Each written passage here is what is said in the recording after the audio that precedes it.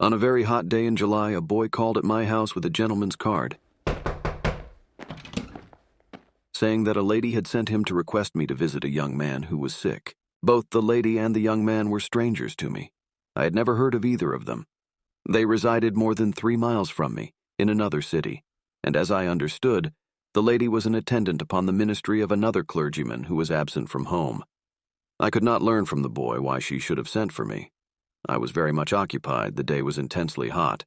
The place was distant, many other clergymen were more convenient to it, and I felt disposed for these reasons to excuse myself from going. As I was considering the matter, the boy, as if reading my thoughts, spoke out earnestly. "She said you must come." I went, though I felt it to be a hardship. Finding the street and the number of the house by the card which was sent to me, I rang the bell and inquired for the young man whose name was on the card. I was shown to his room. He was seated in an easy chair with a book in his hand and appeared somewhat pale and feeble, but not very sick. He rose to receive me. I told him who I was and that the boy who brought me his card said, "This man is sick. He will be glad to see you." He made no reply except to offer me his hand and ask me to be seated. We had some general conversation in which he took the lead. But he said nothing about his sending for me. Aside from his paleness and an occasional cough, I saw nothing in him to indicate the presence of any disease. He told me something of his history. He was a young Irishman about 26 years of age, was educated in one of the European colleges, had studied law in Ireland and, designing to enter the legal profession in this country, had been engaged in its studies here about 2 years. He was a man of dignified appearance, of very handsome address, fluent in conversation, perfectly easy in his manners, and evidently of a vivid mind. He had seen much of the world and told me he was fond of society. But for the last 6 months, since his health began to decline, he had been very much secluded, according to the advice of his physician. He told me, "I have been obliged to exchange the society of living men for the society of dead men, and was just amusing myself with reading Tacitus's De Moribus Germanorum when you came in." He manifested no disposition to advert to the subject of my visit. On the contrary, he seemed to avoid it. He so often changed the subject of conversation when I attempted to introduce it that I was compelled to ask him plainly if he desired to see me for any particular reason. He was silent for a moment, apparently lost in thought, and then replied, "It would certainly seem very impolite in me to say I did not wish to see you, since you have taken pains to come so far through the dust and heat. But I think it would be really impolite in me not to tell you exactly the truth. I have an old aunt who is a very religious woman, and she has been urging me to send for you almost ever since I have been secluded here. She thinks I am not to live long, and has talked to me often on the subject of religion. But as she and I could not think alike, she insisted that I ought to converse with some minister of the gospel, and finally became so urgent that I reluctantly consented. But you will allow me to say that I should have had no reluctance at all, if I had supposed she was going to lead me to form so agreeable an acquaintance." "I am happy to know you and am glad it was in my power to obey your call." "It was she that called. When I consented to see a clergyman, I left the selection and all the preliminaries entirely to her, and she selected yourself. I told her the selection lay in her line, as she was religious and I was not, and that I should judge of religion very much by the specimen of a minister she sent to me." "I must take care then how I conduct myself if you are going to rest your opinion of religion on that ground. And I suppose in equity you will allow me to judge of the science of law in the same manner." I shall be obliged to fling in an objection on that point. I should be sorry to have you form your opinion of the law by such a specimen of the legal profession as myself. "Your objection certainly cannot avail anything in your favor. If it can come in at all, it will be easy to turn it against you. For since religion is a much higher matter than law, it is not to be demanded that a man should be as good a representative of it as a man should be of law. And if you object at my forming an opinion of law by the impression I have about one of its disciples much more, may I object at your forming an opinion of religion on that ground?" Well, indeed, I cannot respond to that. You have floored me the first onset, but are you not a lawyer? Your pleading indicates as much. "Not at all. I am only a very ordinary minister. But since your aunt has done me the honor to send for me, I should be happy to form her acquaintance. Does she reside here?" No, she lives a little distance off. I must tell you she is very retiring and lives very much secluded, though she spends much of her time with me, and I doubt whether she will allow you to see her at all. She is not so young as she used to be. She has been a beautiful woman, an elegant woman, and I tell her that her pride keeps her away from society now, because she is not so handsome as she was once. But she seems to think that idea a reflection upon her religion, and wonders that I can think of such a thing, and cannot have sense and sobriety enough to rise above such trifling thoughts. Where do you and she differ on the subject of religion? Really, sir, I can scarcely answer that question. We never differ, only in a friendly way. But though she is a woman of very fine mind, in my opinion, yet her notions are too rigid for me. Perhaps she has examined the subject of religion more than you have. I have no doubt that she has spent more time over it. But my mind is not so formed as to take things upon trust. I want knowledge. I am not prepared to yield to assumption and dogmatism. I am very glad to hear you say that, but perhaps you and I should not agree in respect to your aunt's yielding to assumption and dogmatism. We are not accustomed to do that in religion. I venture to affirm that your aunt is not guilty of it. And I do this because I know that we who espouse the cause of religion are not credulous, assuming, or dogmatic. And on the contrary, the rejectors of religion are themselves the most credulous, assuming, and dogmatic people amongst us. Well, indeed, you have fairly flung down the gauntlet to me. Not at all. You flung it down at the name of your aunt, and I, as her champion, take it up. I am prepared for the contest the very moment you will name any definite matter of disagreement that exists between yourself and her. I must give you credit for no small bravery. Your courage is of high bearing indeed, if you will so readily take on the part of a lady entirely a stranger to you, and are prepared to defend her opinions when you do not even know them. I risk nothing, however, and I am prepared to contest the point you named or any other point. You mentioned her taking things upon trust, her yielding to dogmatism and assumption. Yes, I did, but I did not mean her in particular. I mean religionists in general. So I supposed. And I now ask you what it is that we take upon trust or assume or wherein we dogmatize any more than you lawyers dogmatize. Well, to tell you the truth, I had to reference what my aunt is constantly saying about God, for she seems to me to assume his existence and character and government over us. I tell her that I want knowledge. Very well, that is a definite point. Let us get it fixed clearly in mind and then bring it before the bar of our reason. The question is this: is the existence, is the character, is the government of God known to us? Are these things matters of knowledge? I affirm in your aunt's behalf they are. You deny it. Right, that is the question. And as you are the plaintiff, you must open the case. Yours is the affirmative. Bring on your witnesses. I have only to deny and to show that your proofs are insufficient. Very well, we are agreed so far. I commence the argument. The matter before us regards knowledge. I have, therefore, a preliminary question to settle first, and I think it may be settled peacefully between us, without any debate. I now put the question to you. What is knowledge? You have taken me by surprise. Certainly, the question is a fair one, and it belongs to you to answer it. It is you who complain of your aunt that she has not knowledge on a particular subject to which she urges you to attend. We are to examine the question, and therefore we ought to know what we are talking about so as to understand one another. You say you want knowledge. And I ask, what do you mean by knowledge? I only give you a fair opportunity to explain your own word. Why, sir, I venture to say that you and I employ that very common word in the same sense. I beg pardon, in our profession we do not allow any assumptions. We take nothing upon trust. We never dogmatize. I believe I have been away from court too long. My wit is not keen enough for this contest just now. You have floored me again. Oh, your wit is not at fault, but your assumption, your taking things upon trust, your dogmatism. Well, since I own up on this point, you will do me the favor to answer the question yourself. I will assent to the answer if I can without injuring my cause. Most willingly.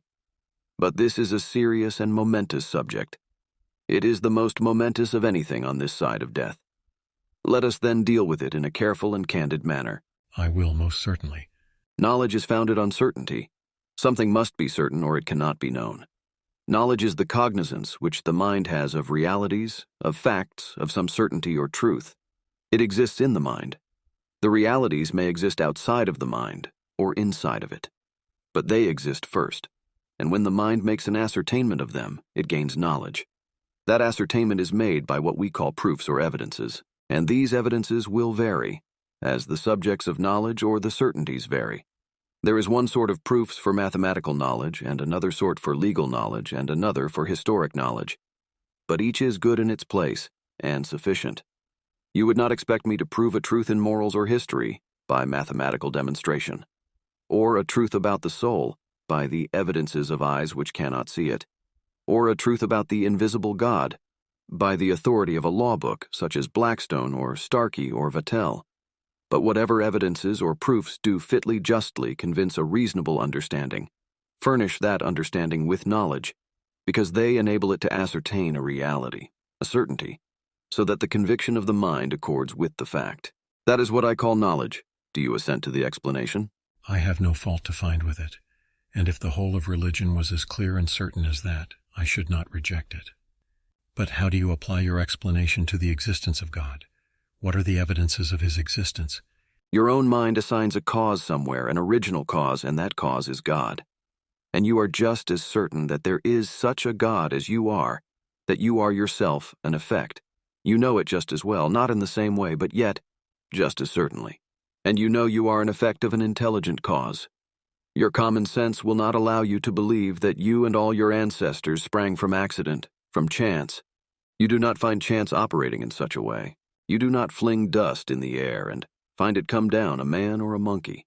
If you should find anywhere a machine, a living or dead one, which had in it a tenth part as many manifestations of intention and power and skill as your own mortal body, you could not avoid believing that some mind had contrived it, and some power beyond itself had brought it into existence. You would know it as well as you know anything. The perfect proof is before you, and your own living body and thinking mind are perfect proofs of the existence, power, and wisdom of God. There is no assumption or dogmatism in this. It is only cool and certain reasoning which conducts to an inevitable conclusion, and the conclusion is knowledge. On the same principle, the whole universe and its living inhabitants, rational and irrational, its suns and comets, its whales and butterflies, its moats and mountains, are proofs of the existence and power of God. And every change, every motion in the universe is an evidence which speaks for him. Our reason tells us they are not uncaused. The cause is God. To all this, the young man listened with the most fixed attention. He seemed to drink in every word. I thought his attention had fatigued him, but he said not at all. He loved to think.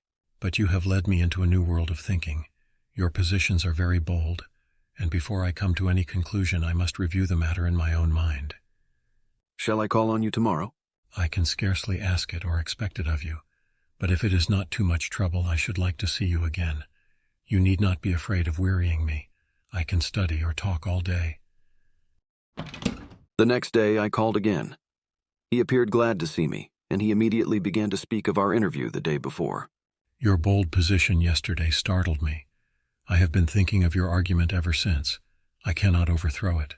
That idea about a change or a motion being an effect, and the human mind assigning a cause to it, and our having knowledge on that ground, was new to me. But I find much that men call knowledge rests precisely on that ground. And yet I am not fully satisfied.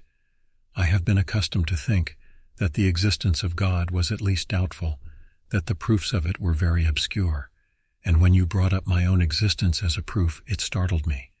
I have often said to my aunt that we know very little about spirit, that we can understand matter, but spirit lies very much beyond our knowledge. It is all a mystery to us. And now, though I dare not assail your position or your arguments, still it does seem to me that I have a degree of knowledge and certainty about bodies that I cannot have about spirit, and I should like to hear what you can say on that point. I say that it is a mere impression, a common one indeed, but an erroneous one. There may be some faint apology for it. The most, if not all, of our primary ideas reach our mind through the inlet of the senses, and therefore when such an idea as that of spirit is presented to us, spirit, a thing which we cannot see, cannot hear, cannot touch, cannot bring within the immediate cognizance of any of our bodily senses, the idea appears to lie beyond the grasp of the mind, hung round with a deep and misty and mysterious obscurity. If eyes could see it, or hands could handle it, men would have none of this seeming uncertainty and doubt. But since they cannot, and since the idea of spirit must come to them through some other channel, for example, by comparison, by reasoning, by tracing effect to cause, or some such device, The whole doctrine of spirit assumes to them a kind of dim and misty significance, too much like an airy fancy or unsubstantial dream. That is just the state of your mind at the present moment. The seeming uncertainty is not a real uncertainty, it is only an impression, and that is the reason why you dare not assail my argument of yesterday. Your reason perceives its truth, but your impression and your prejudice are against it. And since I am on this point now, I will pursue it, if you please, a little farther.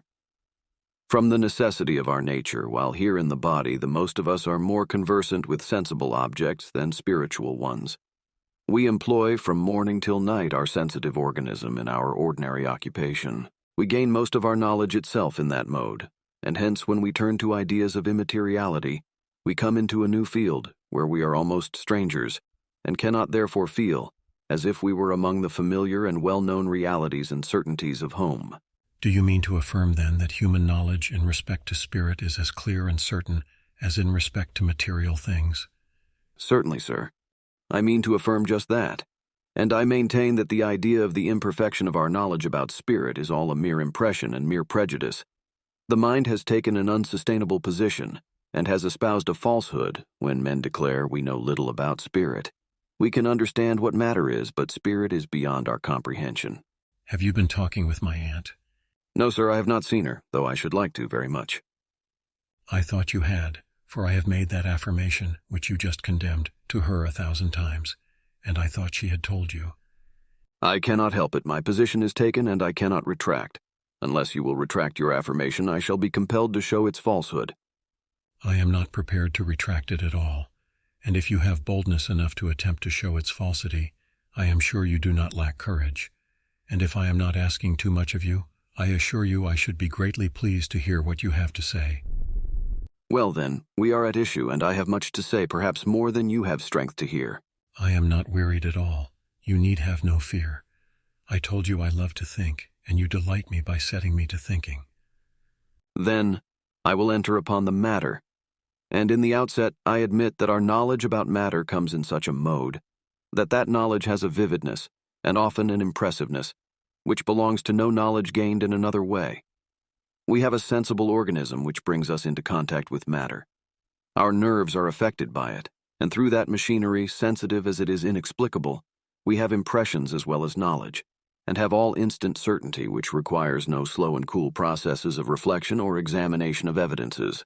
We see the sun, and that is enough. The moment we have the sight, we have the knowledge. We hear the thunder, and that is enough. The moment we hear, that moment we have the knowledge. We need not any other examination. Now this sensitive machinery and the instant rapidity and suddenness with which it acts give to the knowledge which we gain in this way a vividness, an impressiveness and force. But is not that all? Have we any greater certainty about things seen and things heard and things handled than we have about things reasoned and demonstrated? How is this? Can we trust the mechanism of our nerves any better than we can trust the multiplication table, or the mathematical processes of astronomy and the counting house, any easier than we can trust the deep philosophy of law? Indeed, is it not more probable that some derangement should come in among the mechanism of the senses and make us see wrong or hear wrong or taste wrong, than that the sure processes of mathematical calculation should deceive us? In our knowledge derived through the senses, we can employ only our own processes.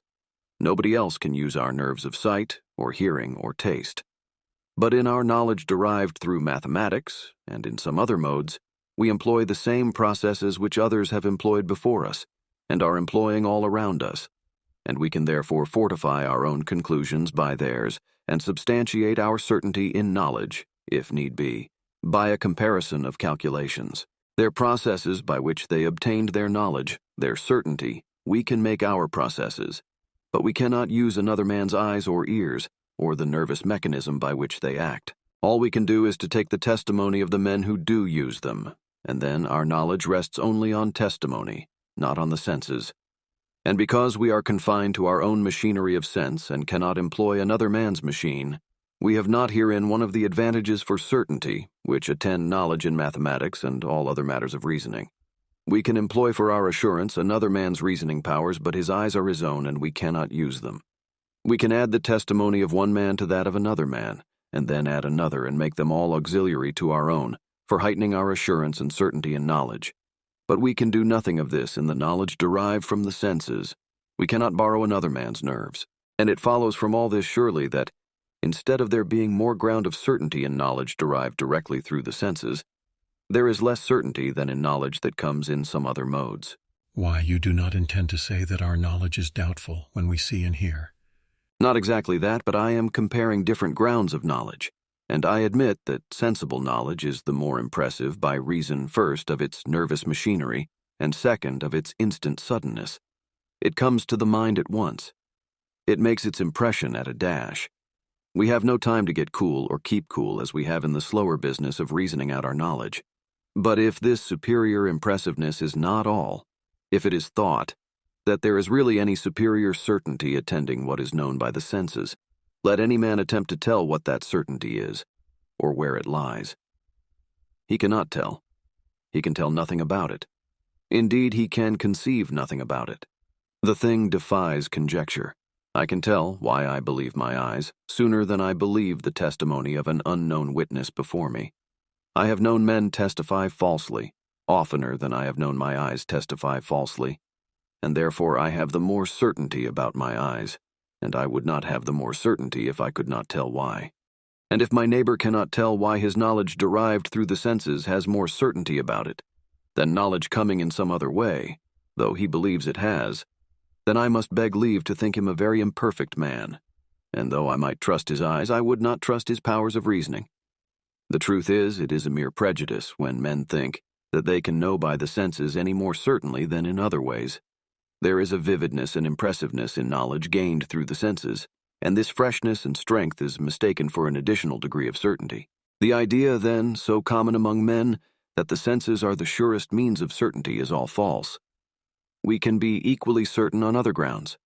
It is not true that while we have clear knowledge of matter, we have only doubtful knowledge of spirit, because spirit does not come within the cognizance of the senses.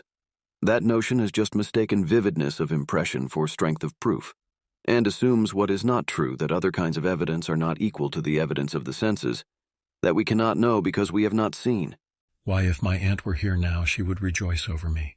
I have silenced her many a time by saying to her, if I could see God, I would believe in him. You are not alone in that, many have said it, but if it means anything, it is only a miserable assumption, a pitiful dogmatism. It assumes that there is a just suspicion resting upon all evidence, except that of sense. It assumes too much. How far does this doubt about spirit intend to go? What is precisely its ground?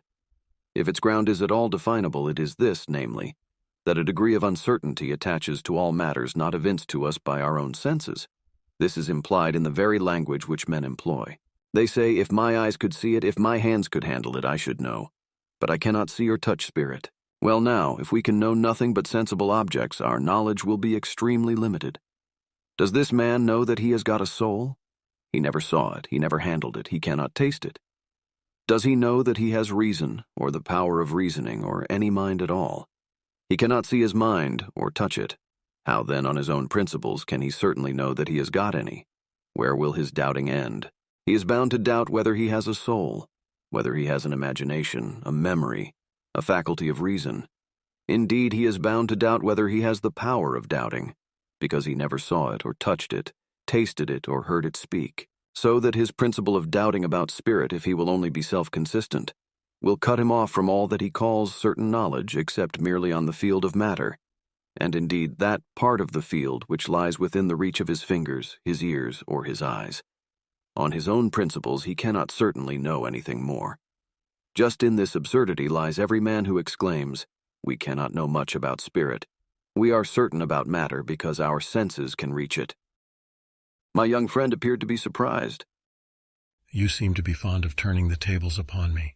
You make out that the sin of assumption is more mine than my aunt's. Well, I believe it is, after all. I think I shall have to go to her to confession. I hope you will confess to God also, for your sin of assumption was more odious to him than to her. But I have not done with the charge. There is another item in this count. There is another false assumption in the notion which I am combating. Your notion is that we can have a certainty of knowledge about matter, such as we cannot have about spirit, because our senses furnish evidence of matter but not of spirit. This is a mere assumption, and a falsehood. Have you no sensible evidences of spirit? When you move your tongue and utter your arguments, are not the motion and the arguments any evidences of an unseen mind? They are sensible evidences of something to me, for I see the motion and I hear the arguments. And will you tell me that the matter of the tongue, the mere material of it, moves of its own accord and weaves the arguments by its own power? If not, then the motion I see and the arguments I hear are sensible evidences of the existence of an unseen spirit, which prompts the motion and weaves the arguments. Though my senses do not directly reach the spirit itself, yet they do reach the effects of that spirit, the motion of the tongue and the audible arguments, which come from the unseen mind. And thus my very senses do furnish me with an evidence of the existence of that mind, as clear and certain as if my eyes could behold it. They do behold the effects of it, the traces of it, the signals of it, as clearly as they behold anything. The signals, the traces, the effects cannot come from any other quarter. They must come from mind. A reasonable argument must be a production of reason, and just as certainly as I hear it coming from human lips, just so certainly I have the evidence of two of my senses, that a mind exists somewhere, a spirit which has moved the lips and contrived the argument. It is therefore an assumption and a falsehood when one says he has no sensible evidences of spirit, and as a result cannot know much about it. The attention of my Irish friend was intently fixed on every word I had uttered, and when I paused, he remained silent for some minutes. At length he said to me, "You have convinced me of one thing at least. I perceive that I have often taken false ground. And yet, though I am not prepared to disagree with your position, and it seems to me that your argument is unassailable, still the manner in which you reason from effect to cause may have some error in it. At least it is so new to me that I am at a loss, though it all seems perfectly clear. Are we certain after all about causes and effects?" "Yes, just as certain as we are of anything. There may be unfathomable mysteries somewhere in the subject, just as there are in every other subject, but I have had nothing to do with them. I have only employed the plain principle of common sense, that effects, changes, motions must have some cause. Did your question mean to inquire whether that principle is certain?" He sat in silence for a long time, and I did not think it was best to interfere with his thoughts. I took up one of his books and retired to the window to await the result of his cogitations. He paced the floor back and forth for a full half-hour, manifestly in profound meditation. Finally, stopping before me, he said, "What is a cause?" "That which produces the effect, an antecedent, without which the effect would not exist." "Is it certain that there is a fixed connection betwixt the two?" "Yes, you are certain of it, or you would not ask that question or any other. You speak to me to produce an effect, and speaking, you know, you are the designing cause. You employ this principle in every action of your life. You cannot act without it. You never did, and you never will. You cannot utter a word or make a motion on any other principle if you try." He made another long pause, and as he walked the room, I went on reading my book. But finally, I laid aside the book and took my hat to depart, saying to him, "I would not have stayed here so long, except that it is difficult for me to get to your residence." "I must see you again. Can you give your company an hour or two tomorrow?" "Not tomorrow, but I will see you the next day, if you please." "Well, now do not disappoint me. I am sorry to trouble you, and I feel more grateful to you than I can express. But I cannot rest our subject here, and I am afraid I could not manage it alone. I have been a skeptic on religion for 8 years, and if left alone, I am afraid my old skeptical notions would return upon me." As I called upon him 2 days after, he immediately told me that there were 2 points which he wanted cleared up. He had been studying the subject ever since I left him, and acknowledged that his mind was convinced as far as I had gone. "I believe all your positions were invincible, but your case of cause and effect which you brought to bear upon me like a battery. Where does the efficient power of the cause lie?" "In the will that wields it, sir." "What, in the will?" "Yes, sir, just in the will." "I am confounded. What will come next?" "I believe it, but you surprise me by saying that power lies in will." "Just in will, sir, nowhere else. This presides over the whole field of causes and effects.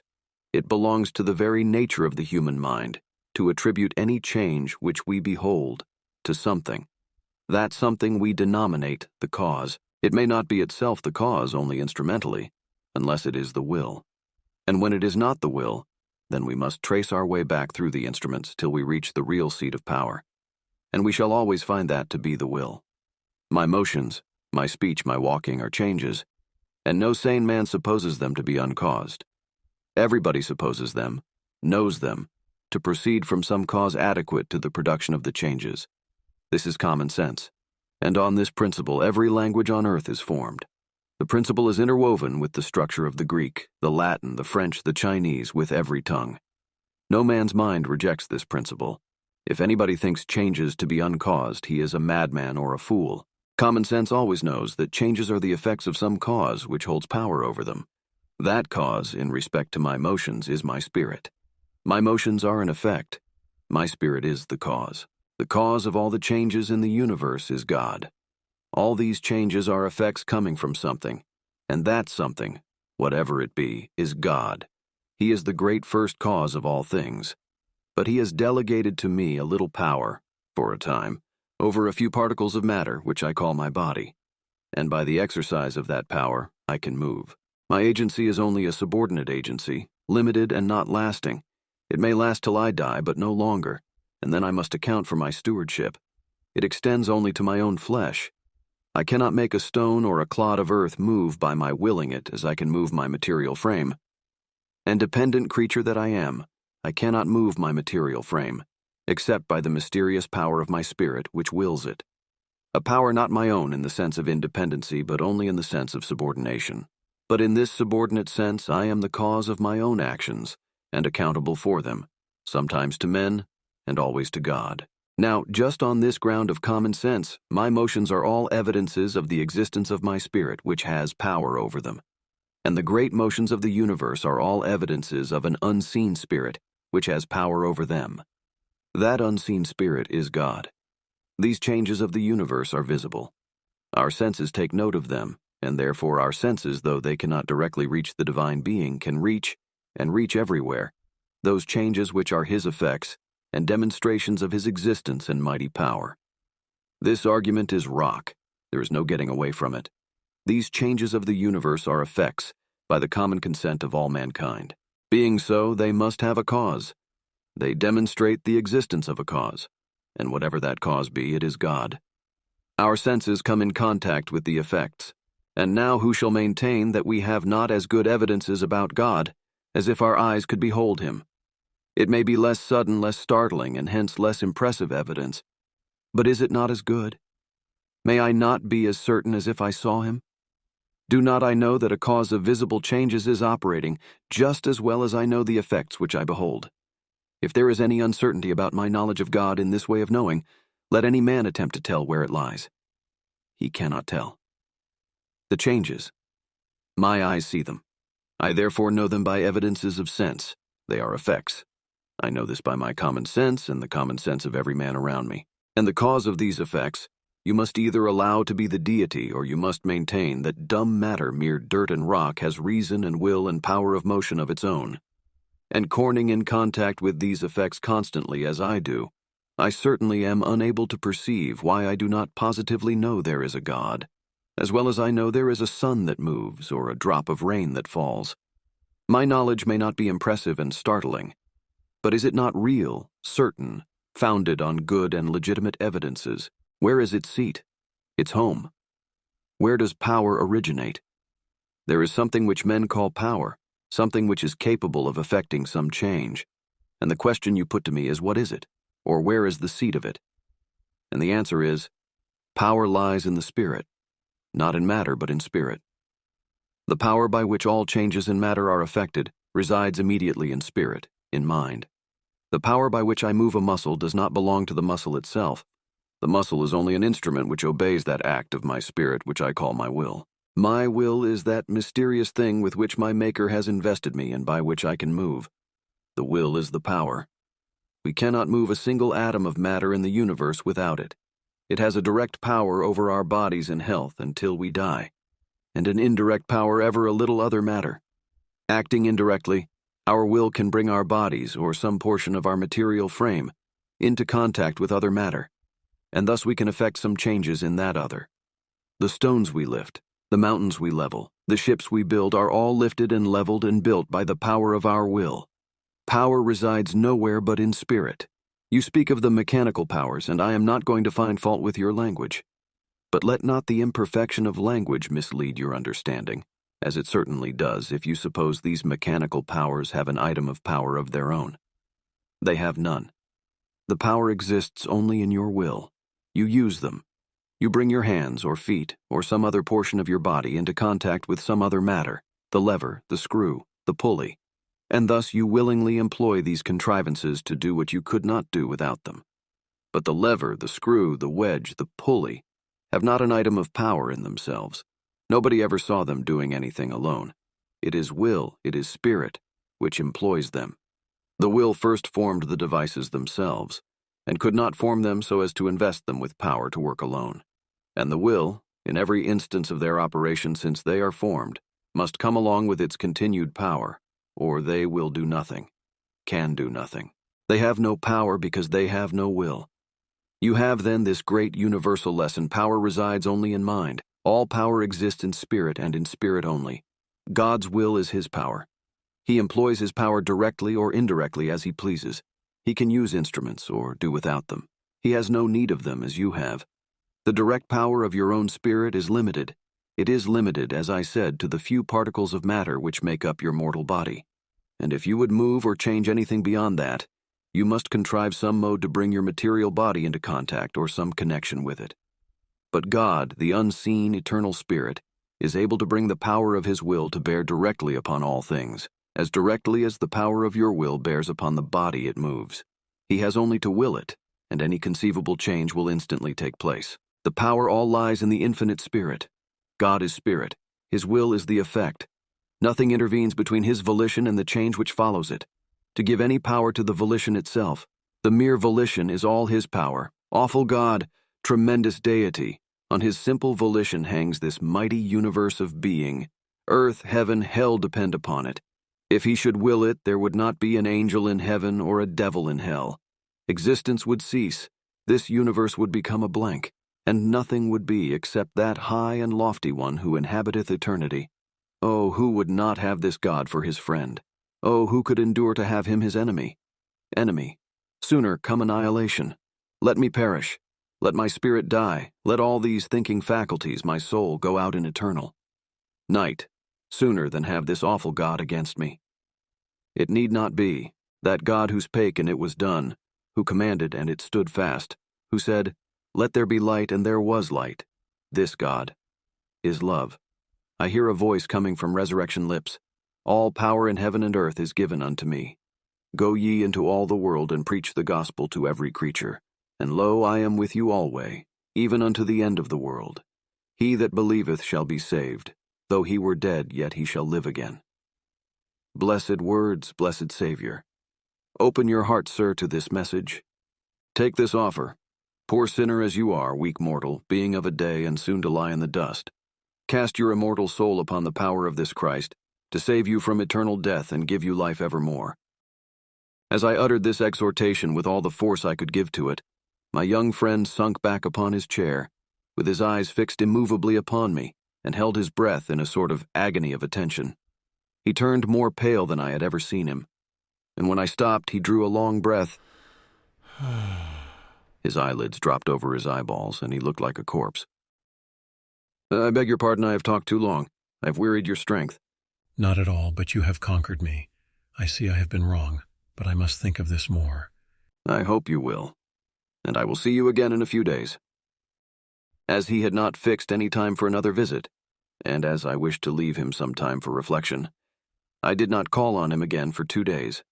As I then entered his room, he said to me, I am glad to see you, and I am glad you have come so early in the morning. You will be able to make me a long visit, I hope. I should have sent for you, but I know I am taking up too much of your time. "Oh no, not at all. But have you not gained the victory over your doubts?" Partly. I will tell you how it is with me. You recollect I told you about my difficulty. I thought that nothing about spirit was really certain, as we are certain about material things. And still, some of the same difficulty occurs to me, and often tempts me and troubles me. Though I believe all you have said about God's existence and will, and about cause and effect, when I attempt to pray, the idea will come up to me that I have not such a certain knowledge about God and about my own spirit as I have about objects of sense. My knowledge about spirit seems to me to be inferior. Can you relieve me from this trouble? Probably not. This matter is not a truth, but what you have just called it, a temptation.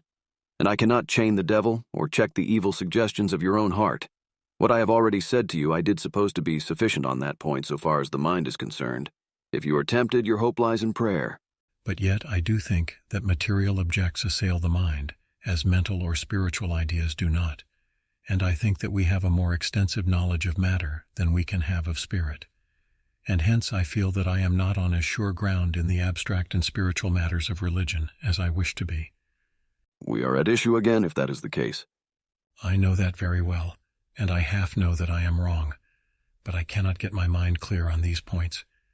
I think you can, and at the risk of some little repetition, which indeed seems to be needful to you, I join issue with you again.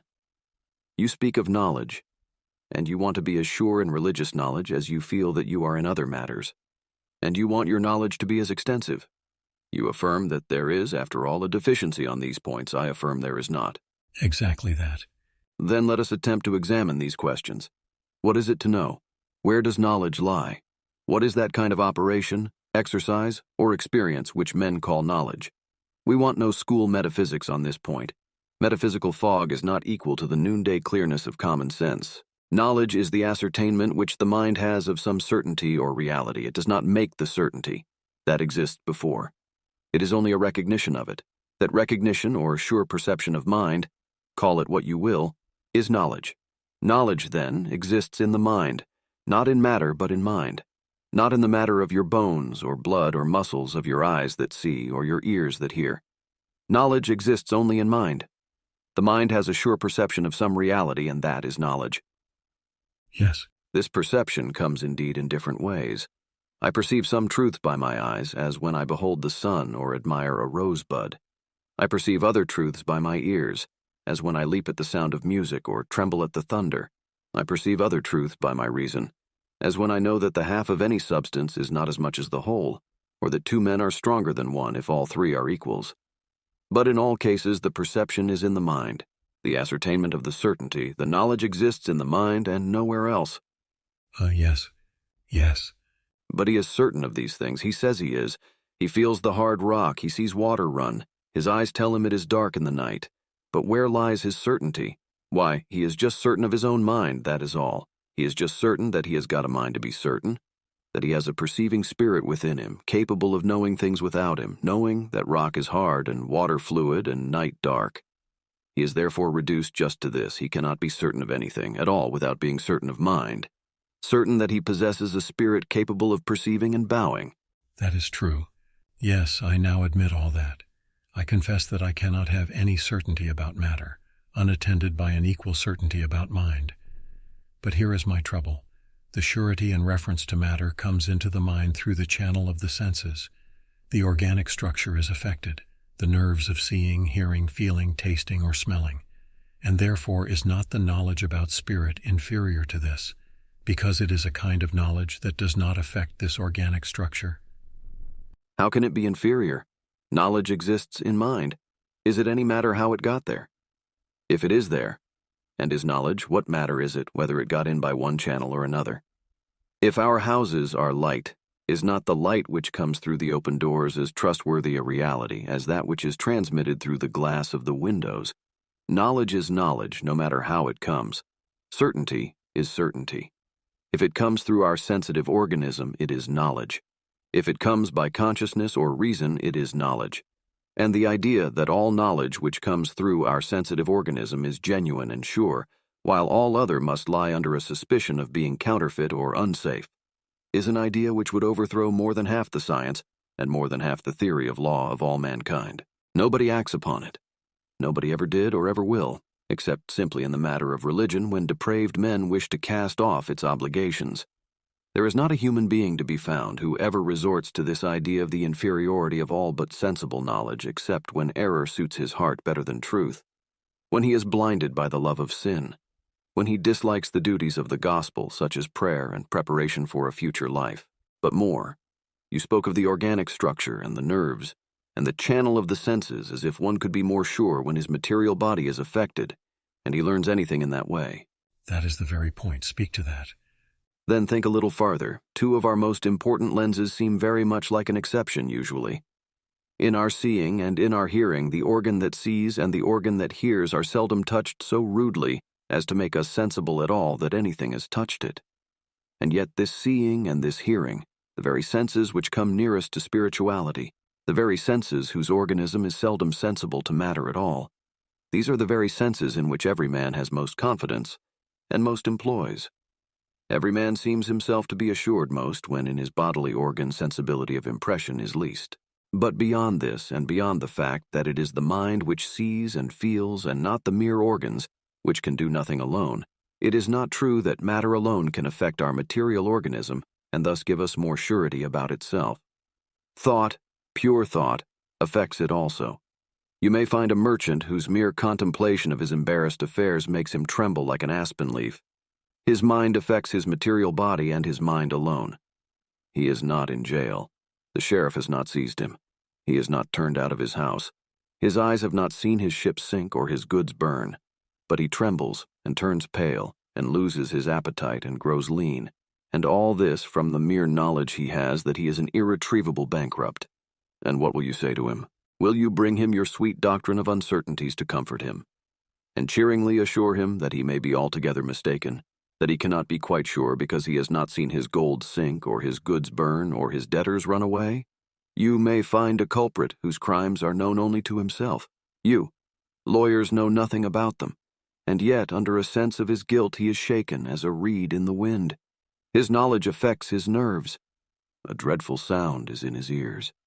He turns pale and trembles. The sound of the shaken leaf shall chase him. And what will you say of such examples, this knowledge, a knowledge apart from the senses, a knowledge existing only in mind by reflection and consciousness, as really and powerfully affects the material body itself, as any sensible knowledge can do? Yea, more so. The spirit of a man sustained his infirmity, but a wounded spirit who can bear. And what will you say now about the uncertainty of knowledge which does not come by what you called the channel of the senses? When these men find their nerves shattered, their muscles trembling, the circulation of their blood deranged, and their whole material frame under the dreadful sway of a thought within them, just a thought? If you cannot believe in the reality and sureness of knowledge, which does not come by matter, you must at least believe in the reality of a knowledge, which makes the whole matter of a man's frame tremble as if it would shake to pieces. Look at him and answer. Have you certainty only about matter? Have you not equal certainty about mind? Do you not know that it possesses a dreadful power? That it has capabilities of thought, of apprehension, of agony and torture inconceivable? Do you not know that these are the realities, the certainties compared with which all the certainties about matter are a mere dream? Then springing up and standing on his feet, he said, Yes, I do know it. I shall never call that in question again. With a contemplative air, he walked a few times across the floor and then, turning suddenly to me, exclaimed very earnestly, But the extent of knowledge, sir, the extent of knowledge. Our knowledge of spirit is limited. We know many things about matter and only a few about spirit. The essence of spirit is unknown to us. We cannot tell what spirit is, sir. I venture to affirm you can tell what spirit is just as well as you can tell what matter is.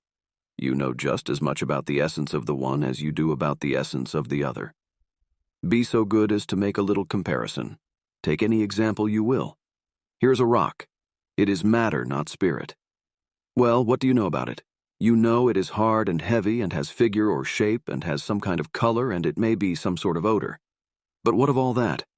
We are asking about the essence of matter, and take the rock for an example. What is the essence of it?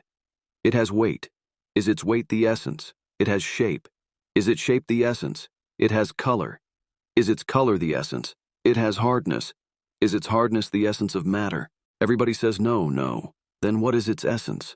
What is that something, that substratum, that real existence in which all these qualities of color and figure and weight and solidity exist? No man can tell. Turn then to a spirit. Here, for example, is your own soul, the thing which now attends to my ideas. What is the essence of it? It is spirit. No matter at all about it. Well, what do you know of it? You know it perceives, it thinks, it remembers, it reasons, it imagines, it fears, it hopes, it resents, it has joy sometimes and sometimes sorrow. But is joy its essence, or sorrow, or hope, or memory, or hate, or love, or judgment, or thinking? Everybody says no, no. Then what is its essence? What is that something, that substratum, that real existence in which all these qualities of thought and feeling exist? No man can tell. Sum up the whole rock, then, and the whole soul, and just confess, sir, that you know as much about the essence of the one as you do about the essence of the other. Your knowledge about the essence of matter is just equal to your knowledge about the essence of mind. What do you mean, then, when you say you know something surely about matter, but you know little about spirit? You know indeed some qualities of both, and beyond that your knowledge does not extend. My young friend had become by this time exceedingly excited. His excitement, which seemed to have been growing upon him for half an hour, had risen, as it seemed, to the highest pitch.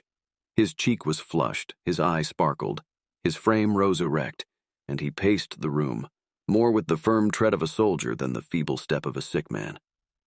Fearing his excitement might do him an injury, I proposed to leave him and allow him to rest.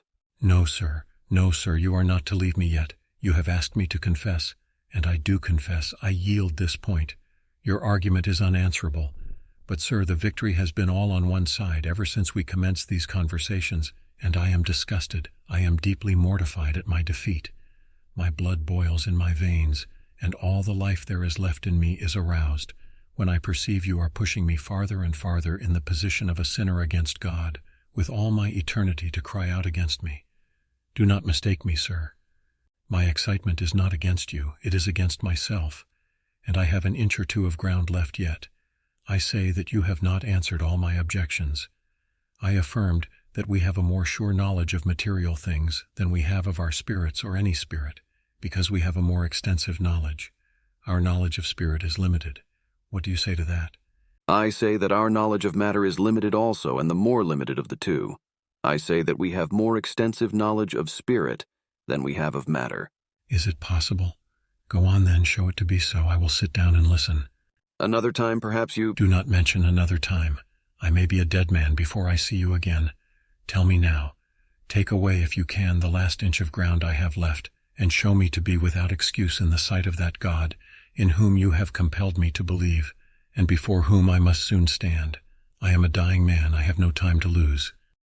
Since you desire it, let me prove to you that we know more things about spirit than we do about matter. We know a few qualities in each. Compare them with one another.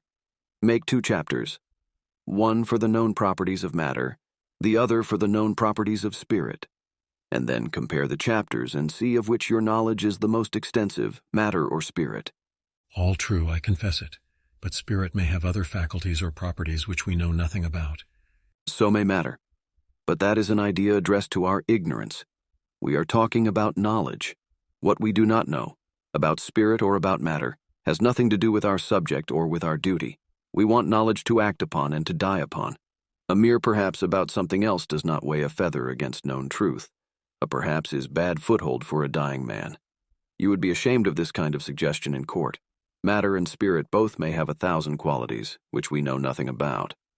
But we act like fools if we will not breathe the air, because it may have some unknown properties, and we act just as much like fools if we will not repent and believe in Christ, because our immortal soul may have some unknown properties. Religion asks us to act upon knowledge, upon certainty. Infidelity must always act upon ignorance, if it acts at all. And for that reason, I affirmed to you the first time I saw you that infidels are the most credulous, assuming, and dogmatic men in the world. That is true. That is all true. I have done. I have no more to say. I have been a fool and have groped in the dark all my days. I have spent my life in conjecturing what might be and neglecting what is, and what I now know is. Have you seen my aunt today? I thought you had seen her. You talk just as she does about my exhausting my strength, and I thought she might have given you a little wisdom to have me receive it second-hand, since I refused it from her. She ought to see you. She is a noble woman. You would like her. Her beauty has bidden her good night long, long ago, but her heart is as green as a shamrock. I love her. My heart will warm towards her, after its blood shall be too stiff to move at anything but the thought of her. She has a true Irish heart. There is no English blood in her. Perhaps some of her excellencies which you admire may be owing quite as much to Palestine as to Ireland. I can very honestly assure you of my high admiration of the Irish character.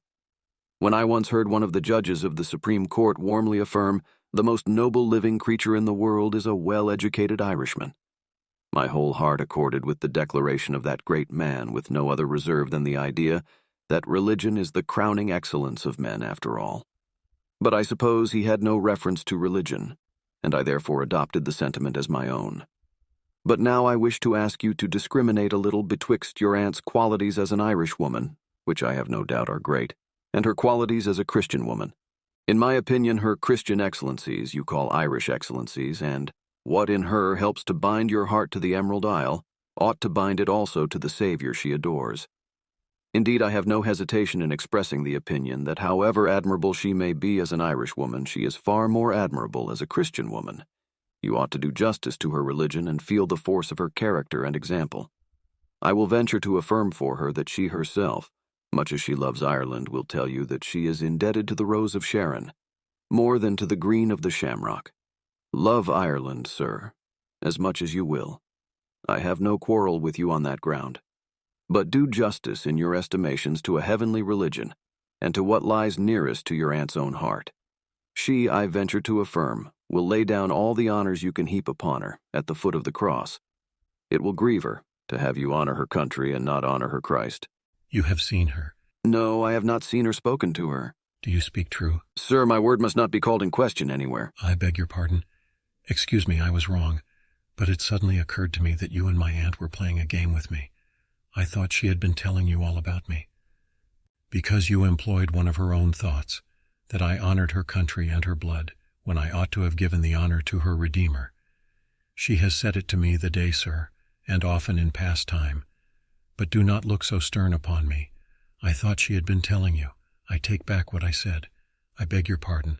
I am incapable of offering you an insult. This is nothing to worry about. I don't play games with anyone. Only your good is important to me.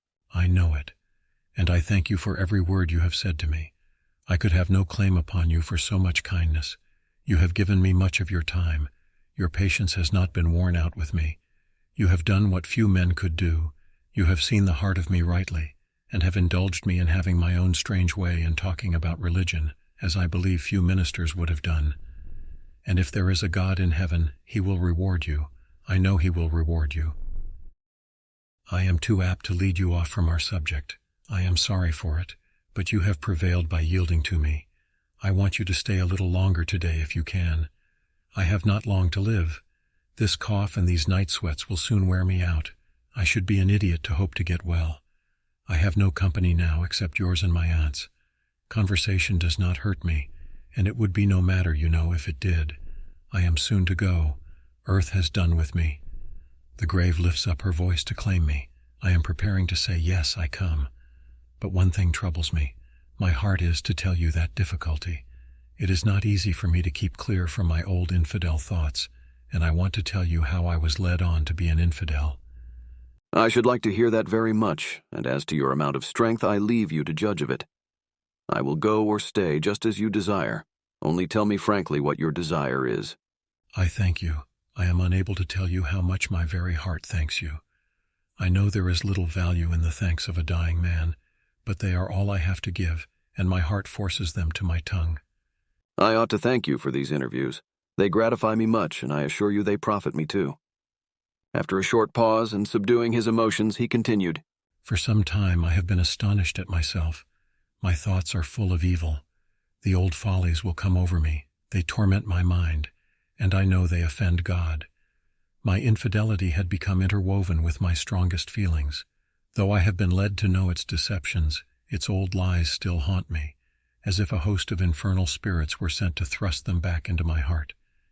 This troubles me. I am vexed with myself, because I have not vigor of mind to stand to the truth, since I have been convinced of it. My wickedness within is too mighty for me. Satan tempts me with his lies. It is Satan. He comes to me suddenly.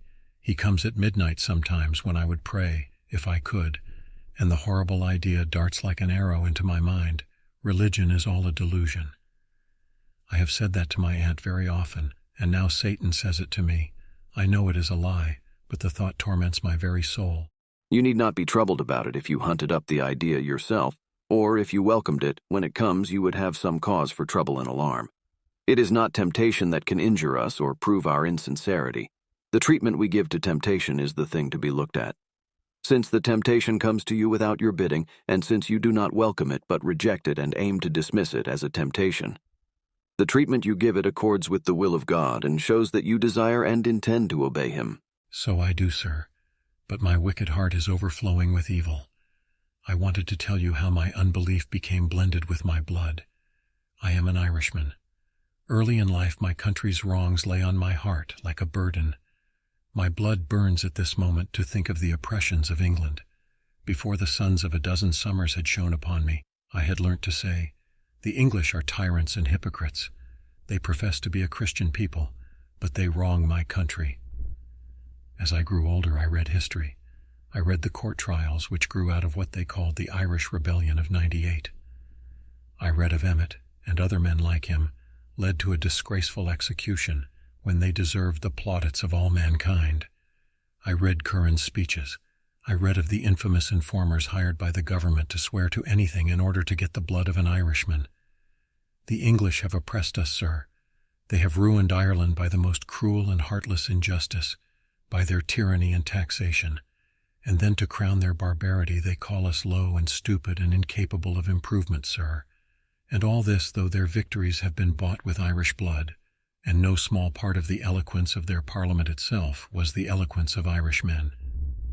He was becoming so much excited that I thought it best to interpose for the purpose of quieting his feelings and leading his thoughts into another channel. I said to him, "The things you complain of were acts of the government, not of the people. Many of the people did not approve of them. None of the Christian people approved of any injustice. It was not religion but irreligion which led to any oppression, and you ought not to lay down at the door of Christianity the blame which belongs to her enemies. You attribute to religion what you ought to attribute to the want of it. If all the people and the government had been controlled by the principles of Christianity, there would have been none of those wrongs which so much excite you." I know it, sir. I am sure of it. But I was telling you how I was made an infidel. The English boast of their magnanimity. They talk loftily of English honor and of their religion. And only a few days since, let me see, it was this day 8 days, as I was reading an old paper, I came upon the place where one of your own statesmen calls England the bulwark of our holy religion. It is too much, sir. Oppression, heartless and unrelenting oppression carried on through ages, cannot be justified. There is no apology for it. And after all this, for the English to speak of their Christianity and call themselves the most religious nation on earth, and make other people believe it, sir, there never was any impudence equal to this. Look at India, sir. The English have made her red with the blood of her innocent children. They have made themselves rich with the gold, of which they have robbed her. They have butchered the half-civilized people by the thousands and hundreds of thousands, with no decent argument of justice and for no other reason than to gratify their own lordly pride and get riches by the right of their cannon. And when the news of a new victory over the feeble reaches brave England, they call themselves a religious people and give thanks to God in their churches for success on another field of butchery. This completes the farce, till the very next year brings round a like occasion. All this is true, sir. You cannot dispute it. It is history. And when I began in early life to learn such transactions, I could not respect a religion that would allow them. I disbelieved in such a religion. I became an infidel. The true history of England is enough to make a world full of infidels. Ireland and India tell tales of blood about the religion of England. I can respect Mahometanism. It acts according to its principles. I can respect Popery and her Inquisition for the same reason. But Protestant England, as she calls herself, I despise for her mean hypocrisy. Her religion is described in 3 words: pride, avarice, and oppression. All this became stamped into my heart as I was growing up towards manhood. I knew that the established Church of England was nothing but a part of her governmental hypocrisy. I knew that her Protestantism was only a political pretense. I felt for my country's wrongs, and I rejected religion because of the example that I studied so constantly. The example never appeared more base to me than it does this moment, and I am troubled now because my old system of thought will come back upon me like a torrent and tempt me to disbelieve in Christianity as often as I think of the wrongs of my country. In my opinion, you can easily get over all that difficulty. You have only to think of that which you know to be true. That is, that Christianity never sanctioned any of the pride, avarice, and oppression you complain of, but that it was abusively made a cloak to cover such sins. In that nation it became linked with the government, which union I dislike as much as you do. And because of that union it became corrupted. As you took the government and its actions for an example of the influence of religion, or for a test of its truth, you looked in the wrong direction. You should rather have looked at the pious in private life. You should have looked where there was some influence of Christianity, not where there was none. You should have looked at the Bible Society, the Missionary Society, the Sunday schools and orphan asylums, and attempts to relieve the oppressed and downtrodden. There was religion, in fact, not in mere name. And now, when you perceive that you erred in taking what men falsely called religion as an example of it, surely you need not be troubled with your old infidelity. So it seems to me, but Satan tempts me, as if I was now embracing a religion which has crushed my country. So I do, so I will. I believe in Christianity. I know I need it.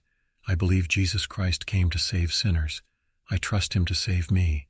I rely on the Holy Spirit to aid me against the temptations of Satan and the sinfulness of my own heart. You spoke of examples of religion in private life. Let me tell you, the example of my old aunt has been a demonstration to me. Satan cannot shake it.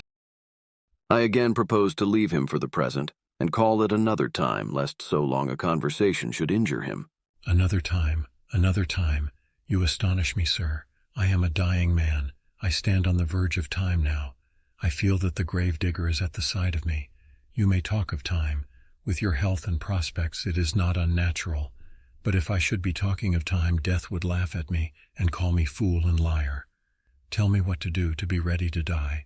You believe in God, the infinite eternal Spirit? I do. Then pray to him. I have and I will. You believe you are a sinner? I know I am. Then repent and trust in Christ for pardon. Will repentance save me? No, Christ Jesus saves sinners. You must not trust to your repentance and faith to save you. That would be self-righteousness. Trust only in the crucified Son of God, your proposed surety. What must be done first before I trust in him? Nothing, just nothing. How? Is there no preparation to make? No, none at all. But holiness? Results from faith in Christ. And the Holy Spirit? Is your only hope. Without his aid you will neither repent nor believe. It is his office to take of the things of Christ and show them unto us. Will you pray with me? We fell on our knees and I offered a short prayer. I then got up and left. I never saw him afterwards. I called to see him the next day, but his friends would not allow it, because he was so much exhausted. I understood from his nurse that immediately after I left him the day before, he sent for his aunt, told her that he renounced all his infidelity, that he had not a doubt the Bible was from God, and that the atonement of Jesus Christ was all sufficient for a dying sinner. He continued his conversation and prayer with her till he fainted, and she was obliged to call for aid, to lift him from the floor and lay him upon his bed. I made another attempt to see him, but his aunt sent word to me at the door that she was very grateful for my attentions to him and thanked me much. But she begged me not to come in, for he was not able to see me. He had not strength to utter a sentence. Just at this time I left home, and on my return after an absence of 3 weeks I learned that he was buried the week before my return. I could not find his aunt. I have never seen her, and know not the reason why she sent for me, only as I understand from the lady at whose house he died that she had at some time heard me preach. This same lady told me that the young man died in peace, with praises for the atonement of Jesus Christ on his lips. I have never had my feelings more deeply interested than they were in this young Irishman. He was a man of uncommon talents. He was frank and candid. He was full of enthusiasm. It is impossible to convey in writing any just idea of the ardor and eloquence with which he spoke when he became excited. There was a sort of romance, too, in the mystery in which his aunt so constantly shrouded herself. He was an avowed infidel, and what in my opinion is a very uncommon thing, he was an honest infidel. The arguments by which he attempted to sustain his infidelity were peculiar. He was evidently in the last stages of life, the subject of a hasty consumption, of which nobody could be more sensible than himself. He was open to conviction, and it was very evident that he entertained a most profound respect for his pious aunt, who had induced him to send for me. I think it likely that that woman was the real means of his conversion and salvation. She was an example of practical devotion, which his infidelity could not refute, which his conscience could not but honor. He evidently did not say to me all that he felt on that subject. Whenever he alluded to her, after a few words, he would seem to check himself and soon change the subject. But occasionally, when he became excited, some expression would come out, which showed how powerful her influence had been over him. I can never forget the ardor and depth of emotion with which he uttered the expression, You spoke of examples of religion in private life. Let me tell you, the example of my old aunt has been a demonstration to me. Satan cannot shake it. All men will not think alike in reference to the mode in which this young Irishman was led into infidelity. Perhaps he too much blamed the government of England. Perhaps also his feelings towards the people were governed by a very natural prejudice. But it is much to be deplored that the governments of nations professing to be Christian have been so unjust, so ready for war and conquest, and that the Christian people of such nations have so often sunk their principles amid the waves of some exciting popularity, and have shouted over a victory in war when they ought to have shed tears of bitterness over its injustice and cruelty. They little reflect how much their conformity to the world hinders the triumphs of religion. War and conquest, too, may sometimes be inevitable, perhaps. The general injustice of mankind may sometimes make deadly conflict necessary for the defense of the good against the wicked. But Christians and Christian nations have much to answer for, on account of such things as this young Irishman complained of. Too much of our religion is stained with the pride and politics and greed of the world. Come out of her, my people. I have some reason to believe that no small blame was imputed to me for remaining so long at a time with a sick man, and hastening, as they said, his death by my exhausting conversation. But he never blamed me. I venture to affirm his aunt never blamed me. They were quite as good judges of propriety as those who were half strangers to him in a boarding house. Moreover, it would have been heartless to leave him, and would have tended to make him call in question my sense of the importance and reality of the religion I urged upon him, when he used such language as I have here recorded. No, sir, you are not to leave me yet. Conversation does not hurt me, and it would be no matter, you know, if it did. I am a dying man. I stand on the verge of time now. I feel that the grave-digger is at the side of me. Another time, sir, another time. You astonish me. You may talk of time, but if I should be talking of time, death would laugh at me and call me fool and liar. Earth has done with me. The grave lifts up her voice to claim me. I am preparing to say, yes, I come. Some men perhaps might have left a man who talked thus. I could not. I am sure if any wise man had been in my place and known him as I did, he would have done as I did.